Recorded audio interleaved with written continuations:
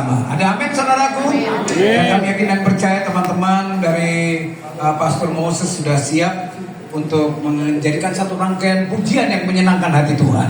Persembahan dupa yang begitu harum kami buka terlebih dahulu dengan mengundang yang terhormat Ibu Pendeta Dr. Puji Astuti, MPD, MDiv dari Kota Jepara.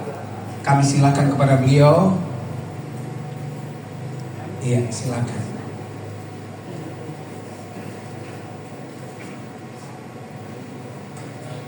Mari kita menyatukan hati, datang kepada Tuhan, menjalankan serangkaian acara hari ini. Biarlah Tuhan berkenan menolong dan memandu kita, sehingga semua kegiatan akan berjalan lancar dan berkat Tuhan turun atas kita semua. Mari kita bersatu hati. Bapa Surgawi, Tuhan yang kami sembah di dalam nama Yesus Kristus, kami mengucap syukur ya Bapa. Kami boleh ada bersama-sama berkumpul di hari terakhir dalam bungkus di kota kami ini. Oleh karena Tuhan bekerja di tengah kami. Terima kasih untuk berkat kesehatan, hikmat marifatmu, pertolonganmu yang terus akan memandu kami, memenuhi kami, sehingga kami akan boleh membuka kegiatan bungkus di hari terakhir pada saat ini hanya di dalam nama Allah Bapa, Putra dan Roh Kudus. Biarlah Engkau bernaung di atas pujian firman-Mu, setiap keputusan-keputusan, melantikan pengurus, melantikan hamba-hamba Tuhan dan pengerja. Hari ini boleh kami tuntaskan bersama-sama di dalam kasih Tuhan Yesus Kristus. Kami serahkan dan kami buka bersama-sama. Terpujilah nama-Mu Bapa, kekal selama-lamanya. Jauhkan dari hati kami ruangan ini setiap roh yang menentang Engkau, sehingga otoritas Allah terjadi atas kami. Roh Kudus hadir. Haleluya. Amin.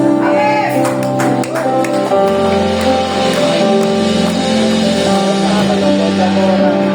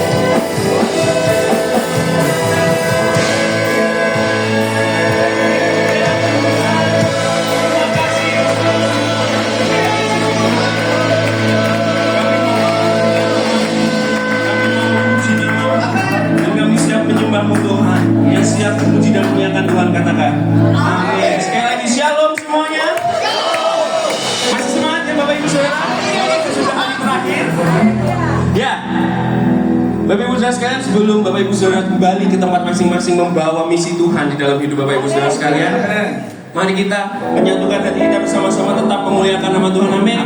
Karena hanya bersama dengan Tuhan kita bisa berjalan. Amin. Mari kita berjanji bersama-sama, denganmu Tuhan bukan berjalan. Mari tepuk tangan Bapak Ibu Saudara.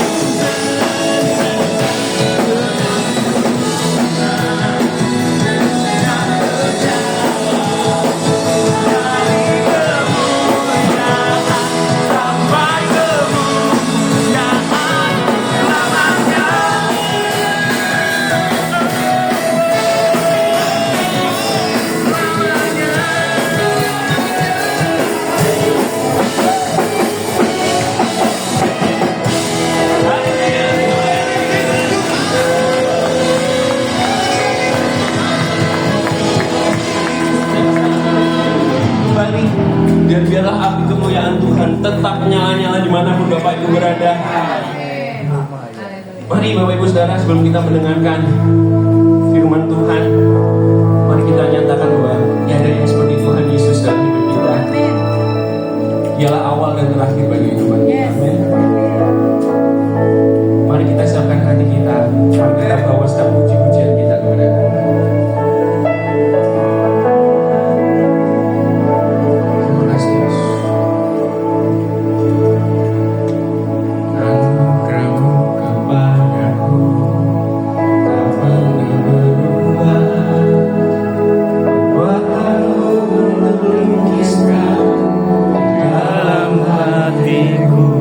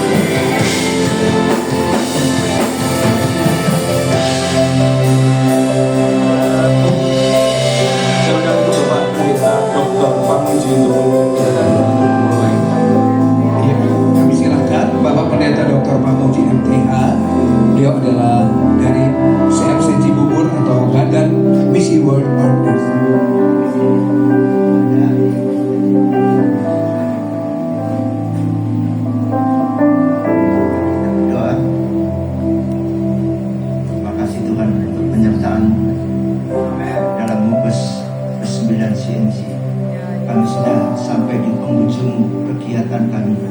Kami bersyukur Tuhan sudah melawat begitu dahsyat dari hari pertama sampai hari ini. Kami semakin mengerti isi hatimu. Kami semakin mengerti detak jantungmu. Biarlah kami hidup yang satu kali ini semakin menyelaraskan dengan kerinduanmu. Biarlah gereja kami di mana kami melayani menjadi gereja seperti yang Tuhan inginkan. Dan saat ini kami ingin lagi mendengarkan Engkau berbicara melalui firman-Mu. Kiranya Tuhan menolong kami. Bukalah pikiran hati kami untuk kami dapat mengerti kebenaran firman-Mu, dan kami dapat menjalani hidup bermisi bersama Allah sampai ajal menjemput kami. Kami serahkan perenungan firman Tuhan dan penjelasannya. Dalam nama Tuhan Yesus kami sudah berdoa. Amin. Silakan duduk.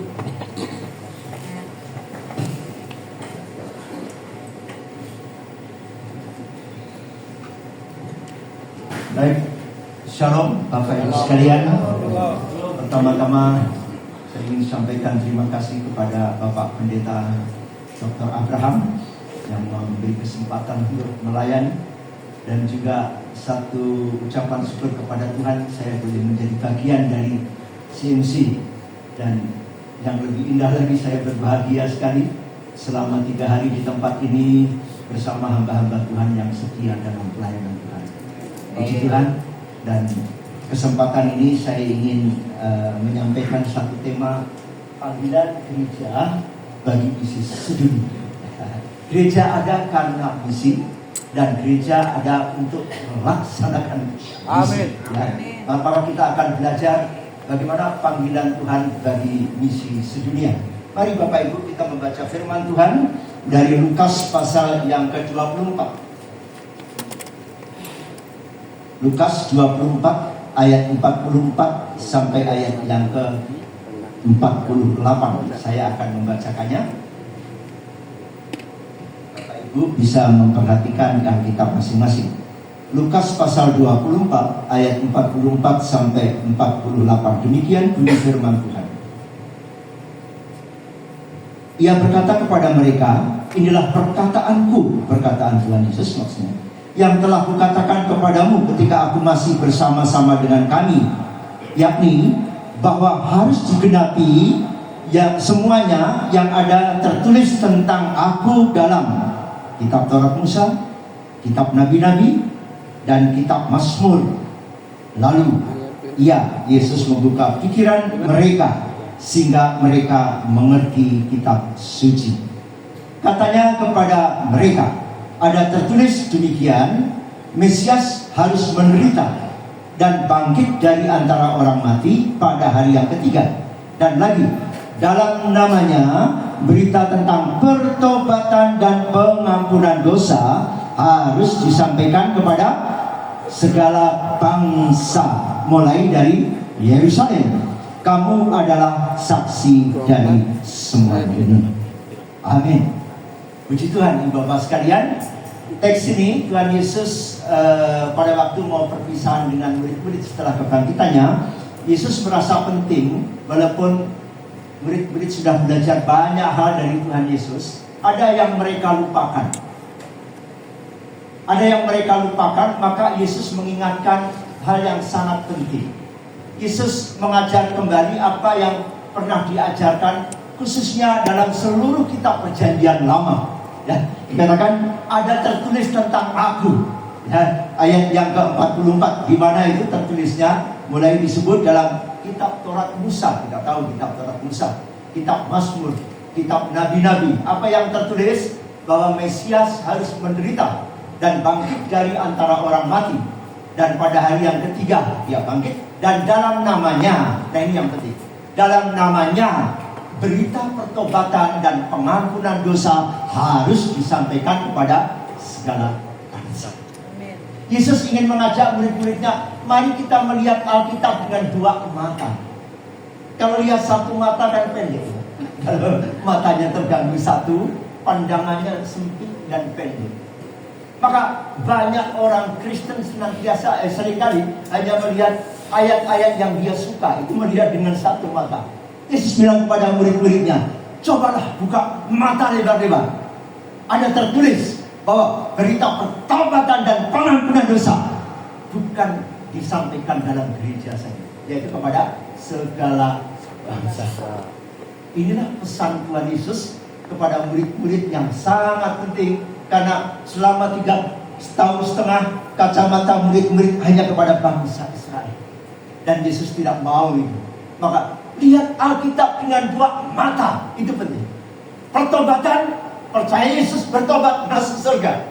Berita pertobatan diberitakan ke seluruh dunia. Maka keselamatan, doktrin keselamatan, soteriologi tanpa misiologi bukanlah keselamatan yang sesungguhnya. Ini tidak boleh dikoyak ini. Berita pertobatan dan pengampunan dosa harus disampaikan kepada segala bangsa. Ya, baik, Bapak sekalian, itu sebabnya mungkin Bapak Ibu sudah mengenal ini, seorang yang bernama Patrick Johnston. Pernah, saya kira kita semua sudah tahu badan misi Lex yang dari Eropa dipakai Tuhan, misionarinya sudah ribuan. Beliau adalah direktur riset dari badan misi Lex, dan badan misi Lex sudah memberkati Indonesia luar biasa. Dalam bukunya di halaman 21 beliau berkata begini terkait misi sedunia. Ini seorang hamba Tuhan yang pernah menjadi misionari di Guatemala, dan karena berhasil dan ditarik di pusat menjadi direktur riset misi badan misi Lex yang meneliti suku-suku mana yang masih perlu dijangkau.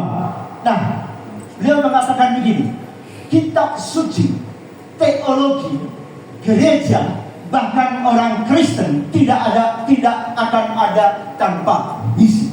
Nah, gitu ya. Karena itu, suatu teologi tanpa misi bukanlah suatu teologi yang alkitabiah. Kalimat selanjutnya kata beliau, suatu gereja apapun denominasinya, nama gerejanya, tanpa misi bukan lagi benar-benar bukanlah lagi benar-benar gereja. Dan seorang Kristen tanpa misi bukan murid Kristus yang sejati. Jadi jangan berkata gereja kita paling hebat, paling benar, jika kita tidak menyingkirkan agenda organisasi dan meletakkan hati Bapa untuk dunia terhilang di pusat pelayanan. Amin. Itulah gereja yang sesungguhnya. Karena gereja ada karena misi, dan gereja ada untuk melaksanakan misi. Bapak Ibu sekalian, mari kita lanjut. Jantung dari gerakan Kristen atau jantung dari gerakan gereja. Kita tahu jantung itulah kehidupan. Kalau jantungnya berhenti berdetak, berarti kematian. Ada 2 hal jantung dari gerakan gereja. Yang pertama adalah tujuan penebusan Allah untuk menjangkau seluruh dunia. Ingat, tujuan penebusan Allah untuk the all nation, seluruh bangsa, dengan Injil Yesus Kristus. Dan gereja mengenalnya dengan amanat agung. Banyak hamba Tuhan, banyak orang Kristen sangat sering gagal paham tentang amanat agung.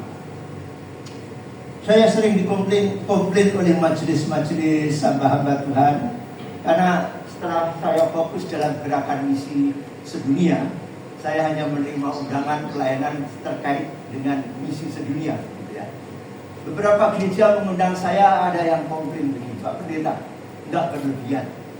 Mengapa kita harus kirim tenaga utusan ke suku-suku bangsa, sementara di Indonesia sendiri masih banyak jiwa yang belum percaya Yesus? Kalimat itu kesannya betul, tapi tidak biblical, tidak alkitabiah. Mari kita pelajari. Amanat agung harus kita baca dalam 2 dimensi. Bicara amanat agung, yaitu penjangkauan Injil kepada orang yang beda budaya dengan kita. Suku Jawa melayani suku non-Jawa, bangsa Indonesia melayani bangsa-bangsa lain, orang Eropa datang ke Indonesia. Tapi amanat agung juga berbicara pelayanan sama budaya. Orang Tionghoa menjangkau Tionghoa. Maka beberapa kali saya memberikan pelatihan kursus Kairos di gereja besar, di gereja Metodis Gloria Medan.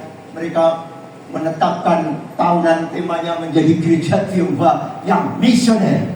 Tapi misionernya jangan hanya untuk orang Tionghoa. Ingat, gereja bagi segala bangsa, saya bilang. Nah, banyak orang gagal paham. Amanat agung seolah-olah hanya bicara menjangkau yang terlihat oleh mata kita, yang terjangkau oleh kaki kita. Bicara amanat agung harus secara bersama-sama, simultan, memberitakan Injil kepada bangsa sendiri. Juga saat yang sama harus memberitakan Injil kepada bangsa-bangsa lain. Betul. Oke, baik. Nah, menarik Bapak Ibu. Saya tanya, kalau Allah tanpa gerejanya mampu nggak menuntaskan amanat agung? Sebenarnya bisa. Tetapi Allah tidak mau. Allah mampu, tetapi Allah tidak mau. Sejak penciptaan Allah ingin bekerja sama dengan manusia. Kasih nama binatang-binatang, suruhlah Adam kasih nama. Nah, untuk keselamatan dunia, walaupun Allah mampu menyelesaikan dosa manusia sendiri, tapi Allah tidak mau bekerja sendirian. Allah ingin bermitra dengan umat pilihannya atau gerejanya. Nah, di dalam perjanjian lama maupun perjanjian baru, kita melihat Allah menebus suatu umat dan mengerjakan penebusannya melalui mereka. 2 Korintus 5 ayat 18. Allah yang dengan perantaraan Kristus telah mendamaikan kita dengan dirinya dan yang telah mempercayakan pendamaian itu kepada kami. Tetapi seringkali manusia itu tidak mampu tetapi mau kerja sendiri tanpa Allah hadir. Tetapi tidak ada di sini kan? Biasanya ada di sana sini, tidak ada yang demikian. Baik, kita lanjutkan. Saudara-saudara, dasar panggilan gereja untuk misi sedunia. Kita tentu harus kembali kepada Alkitab.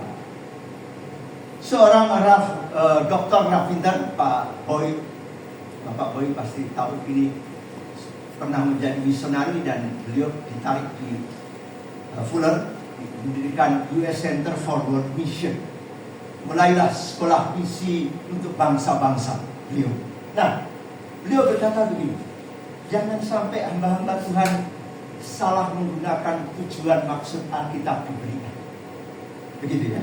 Beliau punya kalimat begitu dalam pengajarannya. Nah, saudara-saudara, kata beliau, kata Dr. Winter, ada banyak orang Kristen melihat Alkitab seperti melihat kulkas atau seperti melihat kotak obat.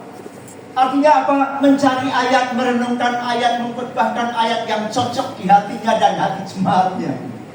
Ayat-ayat yang kelihatannya tidak cocok dilewati. Nah, beliau katakan Alkitab dimulai Kejadian ayat 1 pasal 1 ayat 1 dimulai dengan pada mulanya Allah. Gitu ya. Alkitab mulai dengan pada mulanya Allah. Dan Alkitab menyebut Allah itu adalah Alfa dan Omega. Dan Dr. Winter katakan, mari kita melihat Alkitab dari kepentingan Tuhan. Alkitab bukan my story. Alkitab adalah His story. Ceritanya Dia, ceritanya Allah yang harus kemuliaannya disampaikan kepada segala bangsa. Maka jangan sampai melihat Alkitab hanya untuk keuntungan hidup, keuntungan diri sendiri, keuntungan organisasi. Kita harus memandang Alkitab dari kepentingan Tuhan. Apa Tuhan memberi Alkitab? Kenapa? Nah, saudara, Dr. Winter bilang begini, misi tidak hanya didasarkan pada Alkitab. Dulu saya di sekolah teologi diajar dosen saya, misi Alkitab adalah dasar misi. Tetapi Dr. Winter kalau hanya mengatakan Alkitab dasar misi, itu mengecilkan arti kata misi. Beliau katakan begini, Alkitab ditulis karena ada misi Allah. Saya lama mengerti statement beliau, tapi ada kebenaran. Mengapa Tuhan memakai hamba-hambanya menulis Alkitab pada zaman yang berbeda dari PL dan P? Karena apa?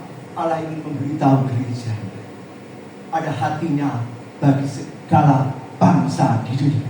Maka beliau melanjutkan statementnya begini, jika bukan karena misi, kita tidak punya Alkitab. Alkitab ada karena misi.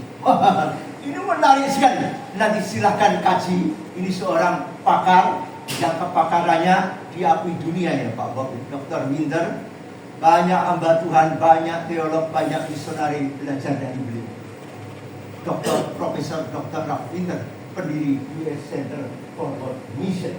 Nah, saudara-saudara, oleh karena itu, Alkitab adalah, perhatikan baik-baik, sebuah buku tentang Allah, histori dalam bermisi. Ingat, dan yang kedua, Allah bermisi bersama gerejanya. Jangan merasa gereja saya untuk Tuhan. Tidak. Allah ingin bersama gerejanya untuk melaksanakan amanat agungnya. Nah, baik, saudara-saudara, mari kita lihat ini.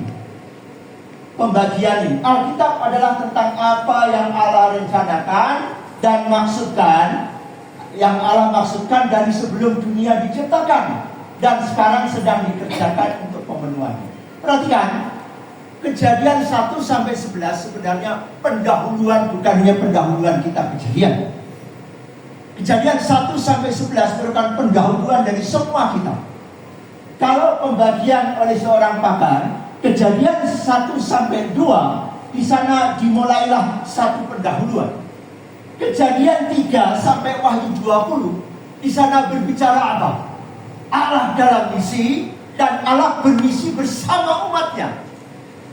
Dr. John Richardson, Dr. Ralph Winter, beliau mengatakan begini dalam pengajarannya Koneksi Abraham. Sebenarnya setelah Kejadian 12 ada dua perjanjian, nanti saya jelaskan sebentar lagi.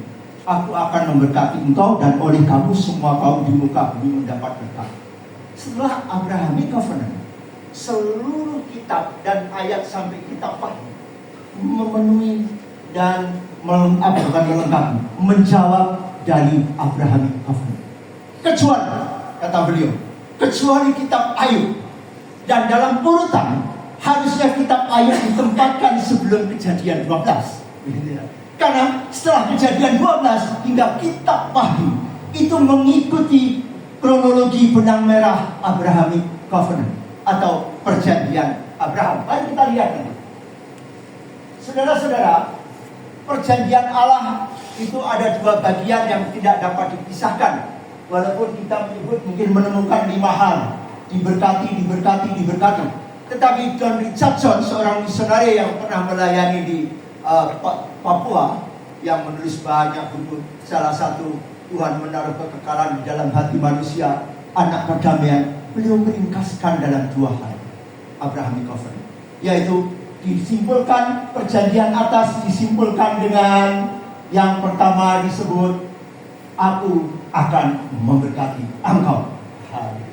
Nah, kalimat ini tidak full stop, tidak berhenti. Ketika Allah berjanji melanjutkan dengan satu kalimat yang penting, ayat yang ketiga, melalui kamu tidak boleh terlepas dari kamu, tidak boleh keluar dari kamu. Through you, melalui gereja keturunan Abraham, semua apa? Kaum di mana? Di muka bumi. Ingat, semua kaum bukan hanya di Indonesia, semua kaum di muka bumi akan diberkati engkau.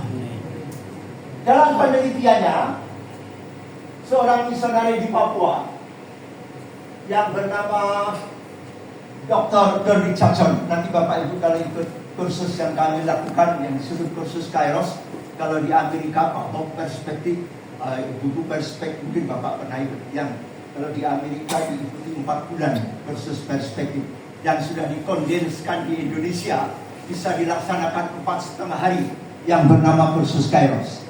Dalam penelitian pribadi seorang hamba Tuhan yang luar biasa, John Richardson, beliau menemukan Abrahamic Covenant diberkati untuk menjadi berkat bagi segala bangsa sampai 395 kali, baik PL maupun B. Yang sampaikan Tuhan disampaikan kepada keturunan Abraham. Seorang guru kalau menyampaikan sesuatu diulang-ulang, artinya topik itu sangat penting. Saudara, Tuhan mementingkan janjinya, olehmu semua kaum di muka bumi akan mendapat berkat. Jangan sampai bertahun-tahun kita mengikut Tuhan dan melayani Tuhan. Apa yang dipentingkan Tuhan kita sepelekan. Yang sepele kita utamakan, yang utama kita sepelekan. Apa yang diutamakan Tuhan? Melalui engkau, semua kaum di muka bumi akan mendapat berkat. Keep the main thing. Jagalah, peliharalah. Yang diutamakan Tuhan harus menjadi utama untuk gereja ini. Amin. Amin, amin. Yang menjadi utama untuk Tuhan harus menjadi utama untuk keluarga kita. Yang dipentingkan Tuhan harus menjadi penting untuk keputusan-keputusan kita dalam mengikuti Tuhan. Yang dipentingkan Tuhan, oleh semua kaum di muka bumi akan mendapat berkat. Saudara, mari kita lihat signifikansi Abrahamic covenant. Apakah masih berlanjut dalam era perjanjian baru? Kita tahu ayat yang ketiga, olehmu, through you. Terus semua kaum, misbah, bahasa Ibrani ya. Semua kaum on earth, di muka bumi, will be blessed, akan mendapat berkat, atau berkat utamanya tentu keselamatan. Mari kita lihat amanat agung yang diberikan Yesus ketika dia berpesan kepada murid-muridnya dalam Matius 28 ayat 19 sampai 20. Kata olehmu, paralel dengan yang disebut, Yesus bilang, go, pergi. Sedangkan semua kaum, Yesus menyebutkan dengan kata yaitu all the nation. Pergi ke seluruh dunia, jadikan semua bangsa murid.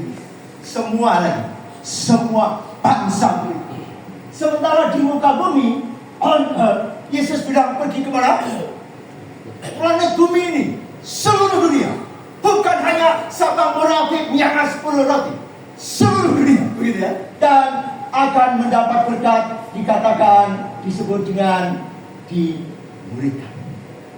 Maka Peter Wagner bilang begini, kalau kita masuk dalam ladang misi, harus mempertimbangkan 4 hal. Yang pertama, milikilah sasaran yang tepat. Banyak pekerja misi, banyak hamba Tuhan susah membedakan mana sarana dan sasaran. Yang sarana jadi sasaran, yang sarana diutamakan, yang sasaran disepelekan. Dr. Peter Wagner mengatakan, sasaran misi harus pada menjadikan semua bangsa murid Kristus. Pergi dalam agenda segala bangsa menjadi murid Kristus. Ajar dalam agenda segala bangsa menjadi murid Kristus. Dan baptis dalam agenda segala bangsa menjadi murid Kristus. Saudara-saudara yang Bapak Ibu hamba Tuhan yang diberkati Tuhan, amanat agung bukanlah baru. Banyak gereja mengatakan kalau ditanya ayat misi sebut Matius 28. Sebenarnya Yesus ketika memberikan amanatnya kepada murid-murid, Yesus ingin menegaskan kembali 4.000 tahun Allah telah berjanji kepada Abraham dan dia tidak pernah menarik perjanjiannya. Allah konsisten dengan tujuannya. Ia konsekuen. Ingat, sejak Allah mengikat perjanjian dengan Abraham, Allah tidak pernah menariknya.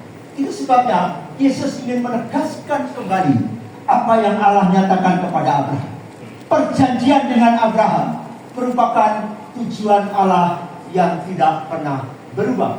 Ibrani 6 ayat 13 dan seterusnya.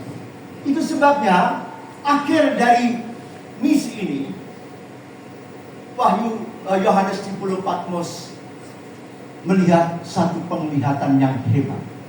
Mari kita baca bersama-sama apa Wahyu 7 ayat 9 di sana katakan. 1, 2, baca. Kemudian daripada itu aku melihat sesungguhnya suatu kumpulan besar orang banyak yang tidak dapat terhitung banyaknya dari mana?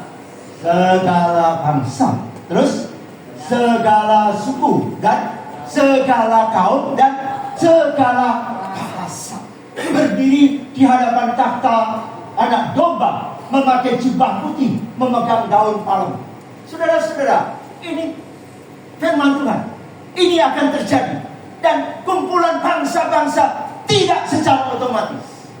Allah ingin bermitra dengan gereja. Bapak Ibu tahu, kerinduan Allah terbesar, keinginan Allah terbesar, mimpi Allah terbesar, suku-suku bangsa, bahasanya belum terdengar di surga. Allah rindu setiap suku kaum menyanyikan tentang surga. Puji Tuhan, nanti jika ada orang Khmer di Kamboja, orang Hmong di Laos percaya Tuhan Yesus, dan mereka berkata, Paulus bilang begini, saya tidak mau menghadap Bapa di surga dengan tangannya kosong. Paulus bilang apa? Engkau yang kulayani, engkau yang kujangkau, engkaulah mahkotaku dan sukacita. Paulus tidak mau pergi menghadap Bapa di surga dengan tangan kosong, tetapi menghadap dengan keyakinan, sepanjang hidupku ada kelompok suku yang dimenangkan dijangkau oleh Allah. Saudara-saudara, Bapak Ibu hamba Tuhan yang diberkati Tuhan. Nah, itu sebabnya kalau kita belajar secara tulang punggung Alkitab. Tadi kita sudah belajar tema makro Alkitab, tema utama Alkitab. Memang ada ribuan ayat, tetapi hanya ada 2 tema makro, Kejadian sampai Wahyu. Yang pertama tadi apa? Mata yang sebelah kita lihat, keselamatan hanya dalam Yesus. Yang kedua, berita keselamatan harus disampaikan kepada segala manusia. Itulah yang menjadi detak jantung hati Allah. Kejadian hingga kitab Wahyu. Nah, saudara-saudara, mari kita mengklarifikasi misi kita berdasarkan apa kata Alkitab. Klarifikasi misi umat Allah yang pertama, yaitu Markus 13 ayat 10. Di sana dikatakan Injil harus diberitakan dulu kepada segala bangsa. Artinya perlu sendiri pengutusan misionari, karena ada banyak bangsa yang belum punya kesaksian Injil. Memang ada yang terpanggil sebagai goer, tetapi gereja harus menjawab panggilannya sebagai sender yang mengutus mereka yang pergi ke kelompok suku terabaikan di seluruh dunia. Inilah yang kita pikirkan, apakah misi kita sudah selaras dengan denyut nadi Allah. Markus 13 ayat 10. Klarifikasi misi yang kedua, menginjili yang terjangkau. Saudara, ada istilah oleh Dr. Winter, suku terjangkau dan suku terabaikan. Suku terjangkau artinya begini, kelompok suku yang sudah punya gereja suku yang kuat, berdikari, tanpa pengutusan misionari, gereja itu bisa menginjili sukunya sendiri. Sepertinya orang Batak punya gereja Batak yang besar, raksasa yang sedang tidur, sleeping giant. Kalau dibangunkan, resourcesnya gereja Batak luar biasa, dan dia seharusnya dapat menjangkau orang-orang Batak yang belum percaya Tuhan Yesus tanpa misionari lagi.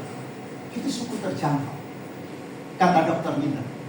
Disebut kategori suku terabaikan jika kelompok suku belum punya gereja suku yang mandiri, jika tidak ada pengutusan dari sinode, dari gereja, dari misionari, suku itu tidak bisa menyelamatkan sendirinya. Maka itulah suku terabaikan perlu pengutusan misionari. Klarifikasi misi yang kedua, tadi yang pertama penjangkauan kelompok suku terabaikan, yang kedua menginjili di lingkungan orang-orang yang sudah percaya tapi masih banyak yang belum kenal Yesus. Itu mungkin sudah kita kerjakan dengan semangat.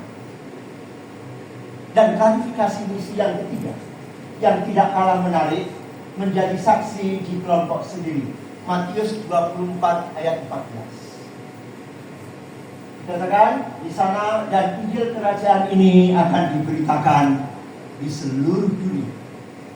Dan Injil menjadi pantata, kesaksian bagi semua suku bangsa. Sesudah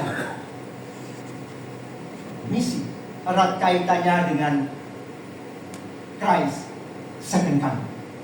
Sesudah itu barulah tiba kesudahan. Sesudah Injil diberitakan di seluruh dunia. Injil menjadi kesaksian bagi semua bangsa. Maka gereja, orang Kristen juga harus serius menjadi berkat di tengah-tengah lingkungan sendiri. Tiga-tiga panggilan misi gereja ini harus dikerjakan secara bersama-sama atau simultan. Nah, itu sebabnya waktu Tuhan Yesus naik di surga, Dia menjanjikan Roh Kudus turun. Dikatakan apa? Kisah 1 ayat 8, tapi kamu akan menerima kuasa kalau Roh Kudus turun atas kamu, dan kamu akan menjadi saksi. Saya salah pilih. Apa itu? Roh Kudus turun atas kamu, kamu akan menjadi saksi Kristus. Di mana? Di. Perhatikan kata sambung. Kai, bahasa Yunani ya. Kai dan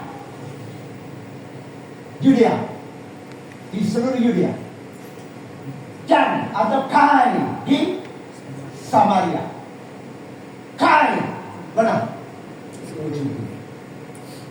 Apa makna katanya? Kalau makan dan tidur, kira-kira tata bahasa kalimat itu betul nggak Pak? Makan dan tidur. Salah Pak. Yang benar makan lalu tidur. Kalau makan dan tidur bisa dilaksanakan, mukjizat itu nyata. Begitu Pak. Nah, instruksi Roh Kudus, kamu jadi saksi Kristus di Yerusalem dan seluruh jamnya. Artinya apa kata dan? Bersama-sama. Jangan tunggu nanti kami terlibat ujung bumi kalau masalah gereja kami sudah selesai. Sampai kita menutup mata, masalah di lingkungan kita nggak akan habis. Betul. Nah, itu sebabnya mari gereja kita, di mana kita melayani, di mana arti kata Yerusalem ini, di mana penggenapan kisah Rasul itu sangat luar biasa. Dr. Lukas mendokumentasikan bagaimana gereja mula-mula sangat paham panggilan ini. Kisah 1 ayat 8. Di mana kisah 1, Petrus berkhotbah antara orang Yahudi. 2.000 orang bertobat. Itulah lingkungan sendiri, bangsa sendiri, kota di mana kita hadir yang perlu kita pengaruhi. Singkawang, Pak Saul, bagi kemuliaan Tuhan, Yerusalem. Ya begitu ya. Bali, kota Denpasar, itulah yang harus kita pengaruhi, Yerusalem. Tetapi tidak boleh melupakan Yudea, yaitu implikasi budaya yang berbeda dengan Yerusalem. Mungkin kalau kita perjalanan dari Bekasi ke Ngawi itu kurang lebih 1 hari perjalanan. Itulah implikasi budaya yang berbeda. Orang Betawi dengan orang Jawa Ngawi, budayanya sudah mulai berbeda. Dan kata Samaria, implikasi budaya yang lebih jauh, di mana mulai ada orang Syria, orang Kapadokia di sana berkumpul untuk mendengar Injil. Dan yang terakhir, bagaimana penggenapan kisah Rasul, mereka pasal 10, Petrus mulai menginjili Kornelius. Waktu dia didorong oleh Roh Kudus untuk menginjili Kornelius, Petrus sebagai orang Yahudi maju mundur, karena Kornelius bukan orang Yahudi. Bergindak. Di lantai yang kedua, itu Tuhan memperlihatkan apa itu? Masalah yang di kain putih naik turun, yang haram dan yang harum itu. Tuhan bilang kepada Petrus, yang dihalalkan Allah, jangan kamu harap. Bangsa non-Yahudi harus dijangkau, dan kamu harus pergi. Dan hasilnya luar biasa. Kisah 13, gereja Antioquia pertama-tama secara intensional mengutus Paulus dan Barnabas. Inilah cikal bakal gerakan misi ke seluruh dunia. Dan kisah Rasul, gereja mula-mula tahu, gereja harus menjadi gerakan yang memajukan Injil kepada segala bangsa. Itu sebabnya gereja masa ini harus memastikan, setelah membes kita harus pasti, gereja harus menjadi kendaraan Allah untuk memajukan Injil kepada segala bangsa. Setuju? Aminnya enggak semua. Oke. Baik. apa prioritas penuntasan amanat agung sekarang? Saudara, perhatikan baik-baik istilah yang menarik. Dalam amanat agung ada dua hal yang perlu kita pelajari. Ada amanat agung yang finishable, ada yang persuable. Artinya apa? Bisa diselesaikan dan bisa dikejar. Kapan kita nggak perlu mubes lagi karena misi sudah selesai? Kalau misi belum selesai, mungkin 4 tahunan kita masih perlu mubes lagi. Kapan berakhir misi? Matius 24, Injil kerajaan Allah diberitakan di seluruh dunia. Injil menjadi kesaksian bagi semua bangsa. Yesus berkata apa? Setelah itu barulah tiba kesudahan. Timetable Tuhan tak stable. Maka gereja tidak hanya diberi kehormatan menantikan kedatangan Tuhan Yesus. Gereja harus serius menjadi panitia kedatangan Tuhan Yesus yang kedua. Tepuk tangan untuk gereja. Nah, persuadable ini nggak akan berakhir. Penginjilan di kelompok suku yang sudah tercapai. Seringkali kita habis energi di penginjilan di suku sendiri. Lupa kita harus terlibat penjangkauan Injil ke seluruh dunia. Bapak Ibu, menurut riset Joshua Project, hari ini penduduk dunia ada 17.400 kelompok suku. Dan di antara 17.000 lebih masih ada 7.400 yang dikategorikan suku terabaikan. Suku yang paling kurang akses Injil, atau 1 dari 4 orang di dunia sama sekali terpisah dari Injil. Itu berarti 3 miliar orang lebih. Di manakah mereka berada? Mari kita lihat. Saudara, ini pemetaan yang disebut dengan kawasan 1040 window. Jendela 1040, 10 derajat lintang utara dan 40 derajat lintang selatan. Di sana terkumpul blok agama besar. Ada blok Muslim, blok Hindu, blok Komunis, blok Buddhis, blok tak beragama.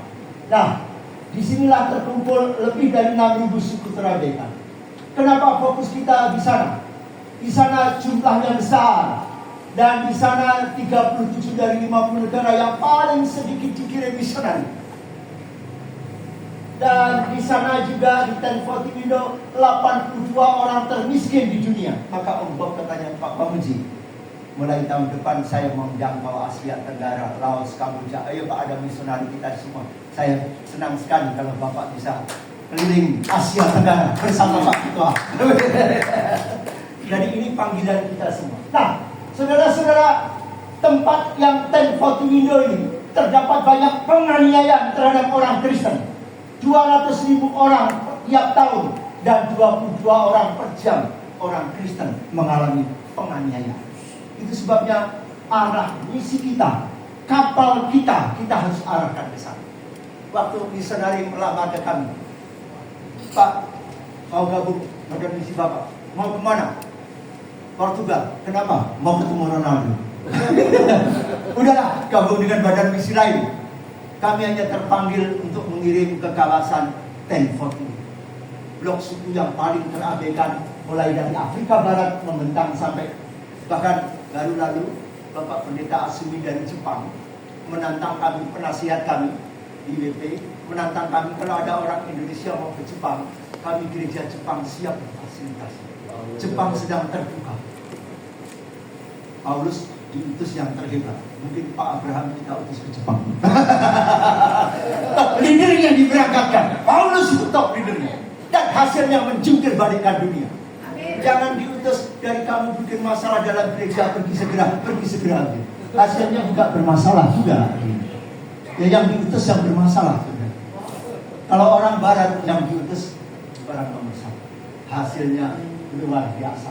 Nah, saudara, Bapak Ibu, tantangan amanat agung sekarang ada lebih dari 7.000 kelompok suku, 7,5 miliar orang belum percaya Yesus saat ini ya. Dan saat ini penuainya ada 5 juta gereja lokal di seluruh dunia, termasuk CMC masuk di sini. Nah, pengikut Yesus 700 juta. Alkitab memang berkata ladang sudah menguning. Tidak persoalan ladang yang sudah menguning. Yang menjadi persoalan apa? Kalau 700 juta orang Kristen itu tidak diekuipi, tidak diperlengkapi, pendeta capek sendiri. Harusnya semua orang Kristen harus menemukan panggilannya untuk misi sendirinya. 714 gereja lokal sebenarnya bisa bergandengan tangan untuk satu suku peradaban, satu pengikut Yesus bagi 10 orang yang belum percaya. Saat ini menjadi saat yang penting menantang kita. Nah, mari kita lihat gereja yang bermisi. Mari kiranya ini menolong kita. Apakah gereja kita punya 2 komponen ini? Mungkin walaupun ini banyak kelemahan, tapi saya kira bagus sekali. Gereja yang bermisi, pastikan paling tidak ada 2 komponen. Yang pertama disebut input atau keimaman orang percaya. Yang kedua itu output. Pelayanan itu bukan pelayanan misi, bukan hanya pelayanan pendeta, majelis, tapi semua orang percaya. Nah, input itu terkait dengan nurture, pengasuhan dari kehidupan masa lalu. Sebelum percaya Yesus, pendeta harus membina pelayanan pribadi, doa pelepasan. Tapi jangan terus diasuh nurture seperti bayi, terus anaknya dibiarin jadi bayi terus. Terus dikunjungi, minta dikunjungi. Puluhan tahun anggota jemaat di nurture terus, diasuh terus. Harus ada proses dalam discipleship menjadi equipping. Dilengkapi materi penginjilan, dilengkapi materi penjangkauan, dan setelah equipping, pastikan kepemimpinan gereja merelease, mengutus. Maka gereja harus menjadikan kepemimpinan gereja harus memperlengkapi, menemukan karunia-karunia jemaat dan dibawa untuk bermisi bersama Allah yang menghasilkan buah. Untuk itu tema misi, ya kalau kita nggak tiap bulan khotbah misi, minimal seminggu sekali atau setahun dalam 1 bulan, menantang jemaat, memberikan awareness kepada jemaat untuk bermisi bersama Allah. Nah, misi di tengah pusat dan menolong gereja jemaat untuk mengikuti pelatihan di badan misi atau lembaga-lembaga yang dibutuhkan oleh jemaat kita ke arah pelayanannya. Misi di tengah sebagai fokus, kita tidak menghilangkan ibadah persekutuan pelayanan, maka jemaat akan menjalani hidup yang bermisi itu normal. Jemaat yang bermisi, gereja yang bermisi normal. Yang belum bermisi artinya abnormal. Ya, Bapak. Karena gereja ada karena misi, gereja ada untuk misi, dan gereja yang bermisi mayoritas anggota menangkap misi dan cara pandang. Gereja misioner bukan hanya gembalanya misioner, bukan hanya ketuanya misioner, bukan hanya majelisnya misioner.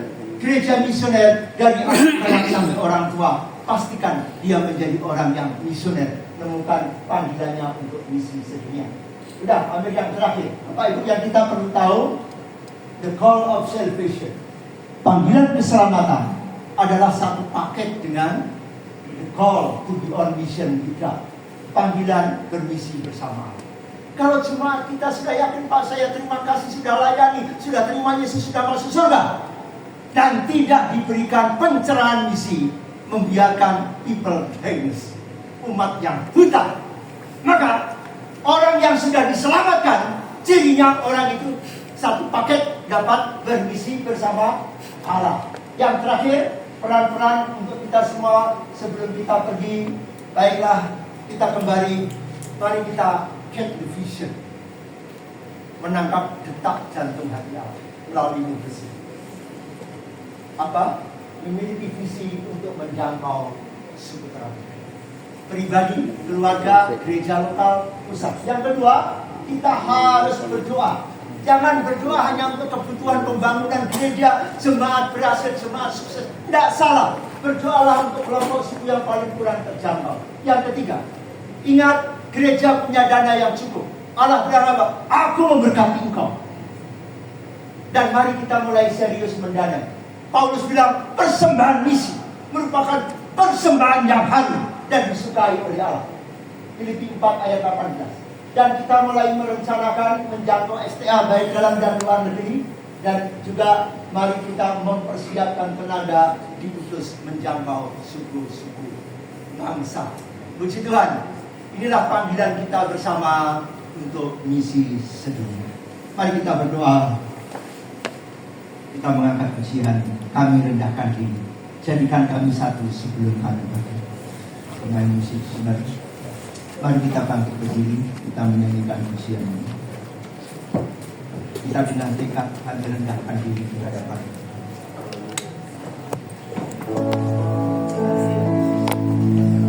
Setelah itu kita berdoa masing-masing. Tuhan, beri beban hati Allah untuk segala bangsa dalam hidupku. Sebelum aku pergi tinggalkanmu besini, beri beban hatimu. Kau temukan hatiku, ada hatiku di segala bangsa. Tolong kami untuk menata ulang doa hanya untuk kepentingan sendiri. Kami mau doa yang selaras dengan kerinduan Tuhan. Menata keuangan, menata cara khotbah. Mungkin khotbah hanya bicara untuk menyenangkan dan memberkati. Kami mulai mengequipin semangat untuk terlibat misi. Kita menyiapkan tenaga karena masih begitu banyak suku terabaikan. Kami rendahkan diri.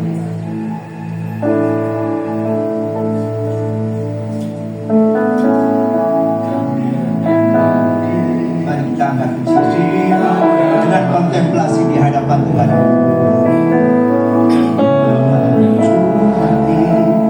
Saat berseru, karena kami saling melengkapi tubuhmu. Mari kita bergandeng tangan satu dengan yang lain. Dan Yesus Adalah satu.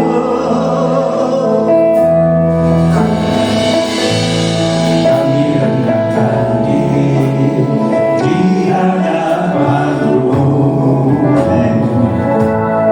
membawa hati saat berseru, agar kami saling melengkapi seluruh, seperti Kau dan Yesus adalah satu. Jadikan kami satu, seperti kerinduan-Mu, agar dunia tahu dunia tahu bukti nyata dari kasih. Sebelum kami pergi memberitakan kasih-Mu, mulailah dari kami lebih dulu. Jadikan kami satu. masing-masing berdoa untuk saling mengasihi, saling mengampuni, supaya kita disatukan dalam kasih Kristus di tempat ini. Mari berdoa masing-masing. Kalau ada kepahitan, kalau ada ketidaksukaan sesama teman, sesama hamba Tuhan, Tuhan ampuni kami. Doa kami jadikan kami satu. Sebelum